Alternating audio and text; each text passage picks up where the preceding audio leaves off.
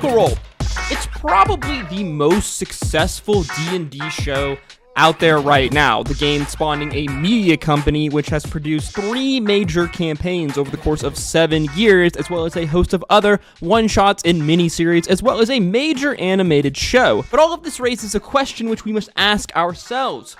Which one is the best? You guys already know the drill. You already know how this works. We got our tier list here. We got our tiers: untouchable, critical success, good, another D&D show, and critical failure. If you don't know, I am a massive Critical Role fan. I am a massive Dungeons & Dragons fan. I've been playing D&D for like 3/4 of my life, and I've been lucky enough to watch Critical Role basically since its inception, and this game and these people are very important to me and my life. Warning, there will be minor spoilers in this video, but I will be doing my best to limit the spoilers as much as possible. As such, I've basically seen every minute of every single piece of content that Critical Role has basically released, so I thought it would be fun if we rank them all. Of course, if I was truly going to rank every single piece of Critical Role content, we would be here actually forever, because these done so many different one-shots and just one-shots in general. Now, I've managed to narrow this down to what I believe are like the 13 core Critical Role shows, miniseries, etc. Obviously, this includes campaigns 1, 2, and 3, Candela Obscura, which I have divided into chapters 1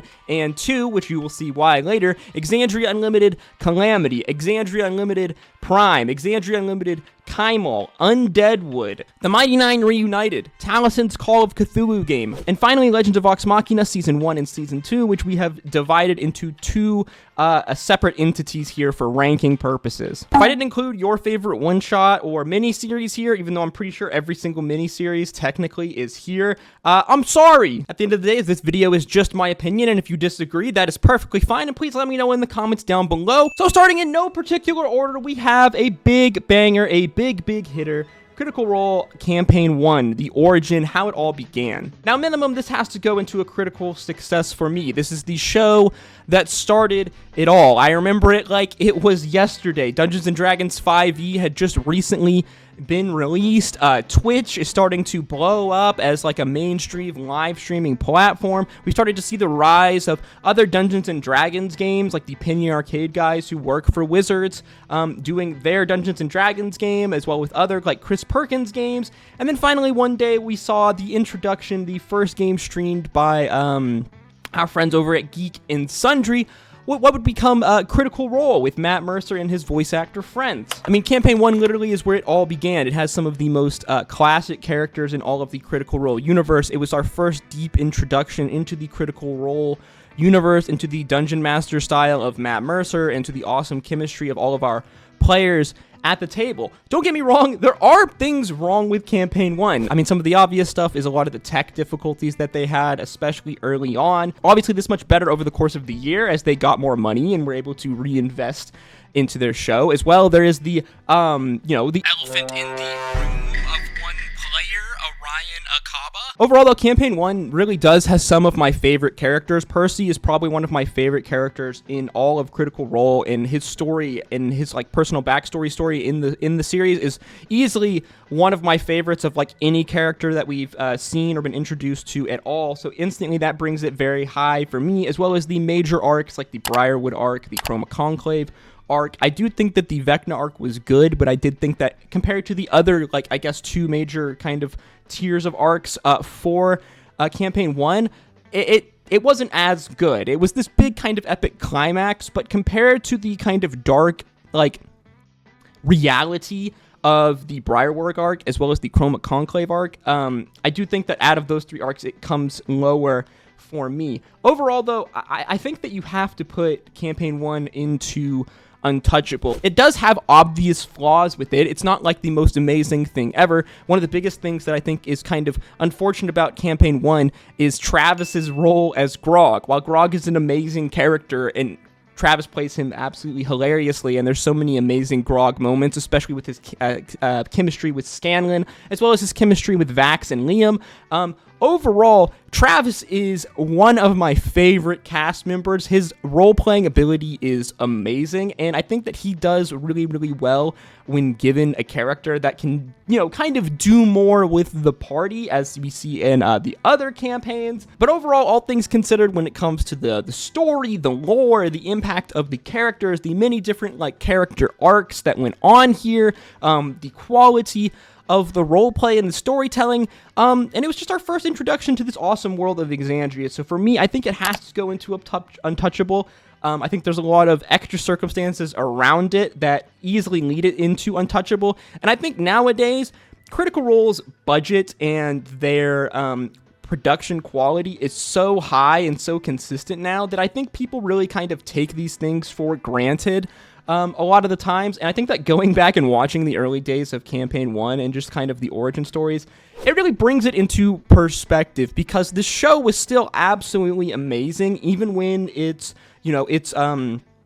level of production was not nearly as high, and I think people forget that. Next up, we have Exandria Unlimited Prime, the first of the EXU mini-series. This is the first mini-series where I believe in general, besides one-shots where Matt was not the DM, as this was the introduction of Abria Iyengar as a DM in the Critical Role kind of world. Hey guys, this is Fraud from the future while I'm editing this. I didn't really like the rant that I kind of went on here trying to say what I wanted to say about Exandria Unlimited Prime, so I'm just going to try to say it now a little bit better. For whatever reason, I just didn't enjoy this miniseries that much. The only character that I really came away really enjoying and liking was Ashley's character, Fern. I believe this was Amy's first foray into Dungeons & Dragons, and it really showed, and it made for some kind of awkward moments in my opinions, things that kind of led me to not enjoy it that much. Obviously, this was harsh, and it's not her fault, and I think she's an awesome actress, and her appearance in Campaign 3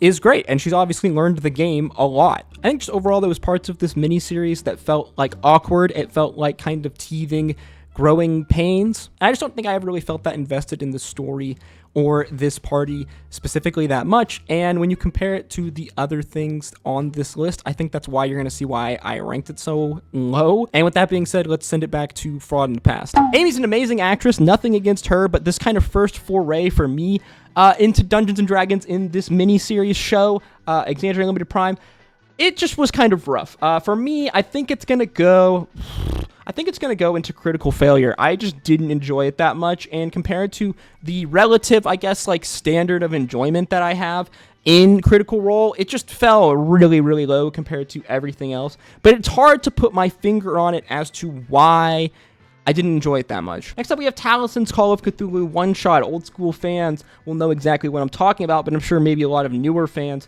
don't know what I'm talking about. This was kind of the inception point in many ways for the birth of Candela Obscura, the new game system that the Critical Role team has come up with, which is very Call of Cthulhu inspired. This is by far one of my favorite Critical Role miniseries ever, but I am also a massive Call of Cthulhu fan, and I'm a massive Talesin fan. For me, this is a big Critical Role success. I had always wanted them to do another one of these one-shot miniseries, but instead they decided to come up with their own game series altogether, which is just as good, IMO, because in a lot of ways, the feeling that watching this original Call of Cthulhu one-shot that they did, Candela Obscura really mirrors that feeling. I highly encourage you guys, if you like the dark, spooky, and mysterious, as it is Halloween, to go give the Critical Role Call of Cthulhu one-shot a chance. Talesin's also a pretty damn good DM, if I do say so myself. The man knows how to create a spooky horror mood, so go give it a watch. Speaking of Candela Obscura, we have Candela Obscura Chapter 2. I know you probably can't tell from this photo, but Brennan Lee Mulligan is supposed to be in this photo. Actually, I think I'm going to rank Candela 1 and 2 back to back here because I think that it's important,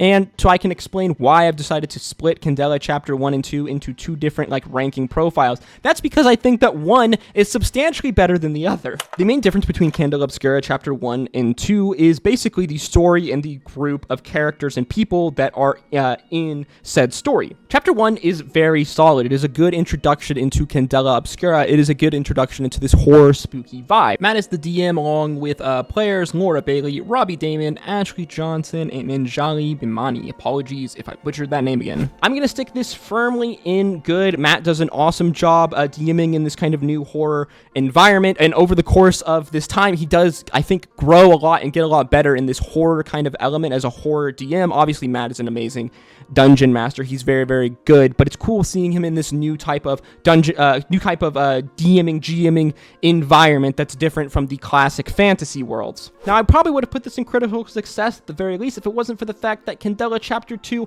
was so goddamn good. Candela Chapter 2 easily goes into critical success for me. This was some of the best roleplay, just like in general, that I have seen. I'm going to pull up the cast list for you guys real quick. Candela Chapter 2 has Travis Willingham, Marisha Ray, returning guest Luis Carousel, who will be talking in the future, as well as newcomer Zara Faisal, and the man, the legend himself, easily the GOAT of Dungeons & Dragons, of role-playing games in general, Brennan Lee Mulligan, all rounded out by Game Master and Candela Obscura developer Spencer Stark. Easily, to me, I think Candela Chapter 2 is some of the best roleplay content that Critical Role has ever produced. This is largely because of the quality of the actors and the just quality of the storytelling that was happening in Candela Chapter 2. Brennan Lee Mulligan is amazing. Everything he touches, this guy turns to gold, and everyone else really, really pulled their weight. The level of the acting was super high, as well as I was super surprised by the level of Zara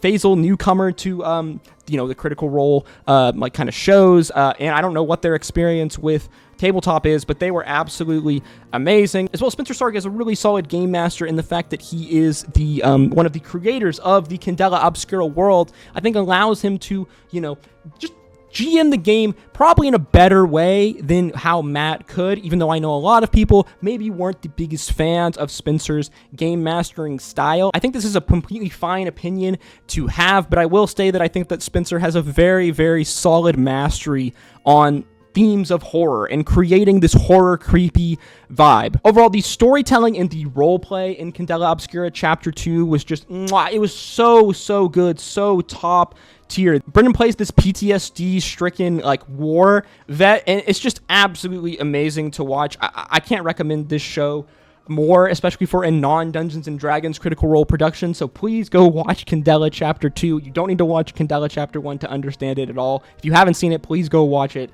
It's really that good. Next up, we have Exandria Unlimited Kymal, the second edition of the miniseries for the Crown Keepers Exandria Unlimited show series, which has Abria as the DM, as we mentioned earlier. This miniseries was a lot more fun. It focused around this kind of heist theme. I'm going to give this just a solid another D&D show.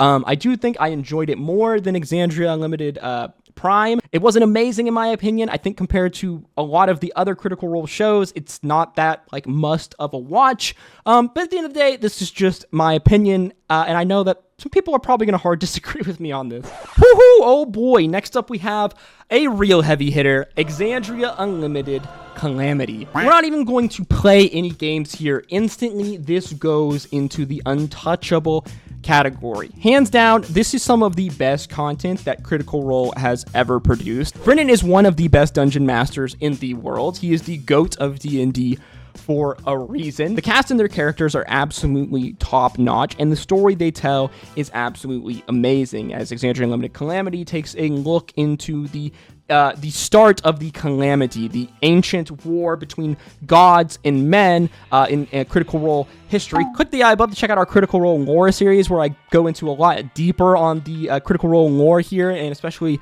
the Calamity. But essentially, this is one of the most hype, interesting times in all of Critical Role lore, and up until this point had not been explored very much. The storytelling was absolutely insane. The roleplay was absolutely insane. I mean, it was literally so good that people were like accusing Critical Role and Brennan of scripting this story.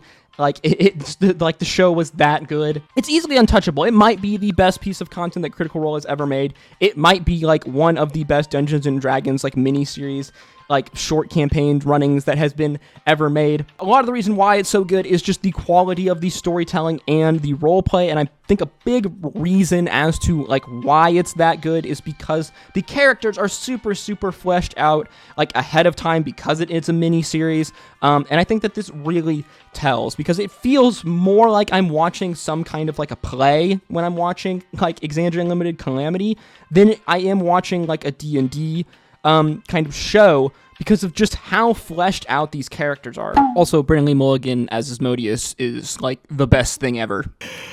I hate to say I told you so! Enough gushing over EXU Calamity. I could do that for like another 10 minutes. Next up, we have Legend of Vox Machina Season 1. Like Candela, I'm going to do Season 1 and Season 2 back to back here. Yeah, Legend of Vox Machina Season 1. It covers part of Critical Role Campaign 1, basically the Briarwood arc of Critical Role Campaign 1. I think this shit easily goes into critical success. This animated series is just genuinely amazing. Animated by Titmouse, the animators behind Avatar: The Last Airbender. There was a lot of money spent on this animated series, and it's absolutely great. It's visually super stunning. The level of the animation is super, super high. The story is great. It covers one of my favorite arcs in all of Critical Role, with one of my favorite characters in all of Critical Role, with Percy in the Briarwood arc, and the animations just are amazing, and I think it's great. I think it's easily a Critical Role success. I think that even if you aren't a Critical Role fan, it is an amazing animated series, and you can love it just as much. It's very similar to Arcane in that aspect, in that you don't need to know the source material, like really at all, to, in my opinion at least, to enjoy the animated series. I think the same can be said about Legend of Vox Machina Season 2. I think compared to Season 1, it's not as good. I think that it is good, but I don't think it is as good. Maybe just barely, though. Real quick, two of my favorite story elements from Legend of Vox Machina Season 2 are the Keyleth story, especially that episode with her and Pyra and her relation to her mother, as well as all of the Vax Raven Queen scenes. Very good. Not as good as Season 1, though. Next up, we have another Critical Role mini-series, Undeadwood. Now, this may be a kind of somewhat random pick, especially compared to a lot of the other ones. Undeadwood, basically, it was a world that was akin to the Western world of Deadwood, this HBO classic show, which I love, but like zombie undead themed. Now, ignoring everything with BWF, I think that this miniseries is actually pretty good. I think that probably this is just because I am a massive Deadwood fan, and I think that the acting was really, really solid, and I think that Undeadwood was kind of Critical Role's first foray into something like different. It really showed that the cast in this media company could do, something besides D&D, something besides fantasy, something that was still tabletop, like roleplay adjacent, but was also like, more akin to theater. Because of that, I think it's got to go in good. Objectively, I think if you watch it, it's very enjoyable. The acting is super solid. Maybe I'm just a Deadwood stan, and that's why I like it, but I think that it has to go in good for me. Okay, we're on the home stretch here, coming in with Critical Role Campaign 2, The Adventures of the Mighty Nein. What do we say about Campaign 2? I think Campaign 2, in a lot of ways, is better than Campaign 1, but also is not. To me, I think the first 3/4 of Campaign 2 is really solid. Campaign 2, compared to Campaign 1, has a very different, tone shift. It doesn't feel as happy-go-lucky kind of classic fantasy. That's because there's a lot of elements of geopolitics. The region of the world that we are in is different. The politics and the fighting of the world is different. Our characters, our cast, are now stuck into a very kind of gray war between two nations. So we have a brand new cast of characters. Campaign 2 introduced some of my favorite characters in the Critical Role world. I think that a lot of the cast characters from Campaign 2 are probably some of their best characters. Jester is probably Laura's best character. I think that Caleb is probably Liam's best characters. Overall, I think that all of the characters in Campaign 2 are super, super solid. Where I think that it kind of fell off for me, kind of like in Campaign 1, was maybe in the final arc. There was a lot of cool stuff there. All of the glimpses into Aeor and the learning of the lore about Aeor was awesome, but ultimately, I think, the final major, bad guy fight, while it was cool and epic, for me, I think that it's just hard to do endings, and it was, I don't know, relatively, not anticlimactic, but I didn't find myself as absorbed as I did, through the storylines of the events earlier in the campaign. It's really hard to compare them together. I don't think that Campaign 1 is, that much better than Campaign 2. If anything, Campaign 1 has this untouchable status, really because of the fact that it was the birth of everything. And overall, I probably like more Campaign 2 characters than Campaign 1. For now, I think it's going to go here, but maybe we'll revise the list before the video's all done. This leads us nicely to our next mini-series, The Return of Campaign 2, where they did finish up the Ford arc. This is going to go, to me, in another D&D show. I was really happy that they did this for my boy Ford to finally kind of really tailor off this arc. It was really cool to get a return to the Mighty Nein, to see these characters once again, as there's been like several returns to Critical Role Campaign 1, and it was nice to get, you know, a kind of a look into our characters in Critical Role Campaign 2 after like a minor time skip.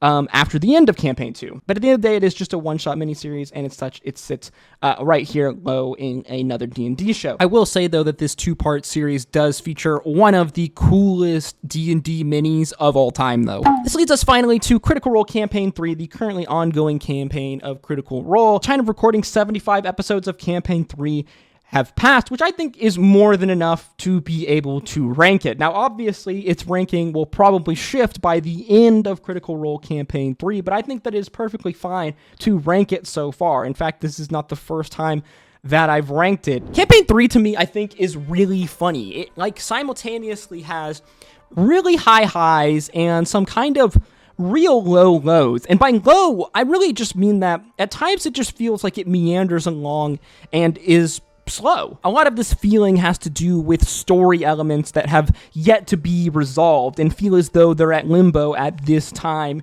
in Campaign 3. Overall, though, I think that Campaign 3 is really good, and I think it gets a lot of hate, especially early on, which I think was undue. Personally, I love all of the characters of Campaign 3, some more than others. Personally, I think that Laudna, Marisha's character, might be the best Marisha character ever. I love her so much. She's hilarious, and her personal story is very interesting. In fact, all of the stories of all of our characters in Campaign 3 are very fascinating. Their backstory and how they interlink with the story of Campaign 3 and the world of Critical Role in Exandria is super interesting. If anything, this might be the most kind of grand, epic story that has ever been attempted to be told in the Critical Role world, because it is heavily drawing on deep lore and links with the Calamity and just very long-term storytelling that it feels like Matt has been setting up for like 7 years now, with the story of Ruidus and the gods and just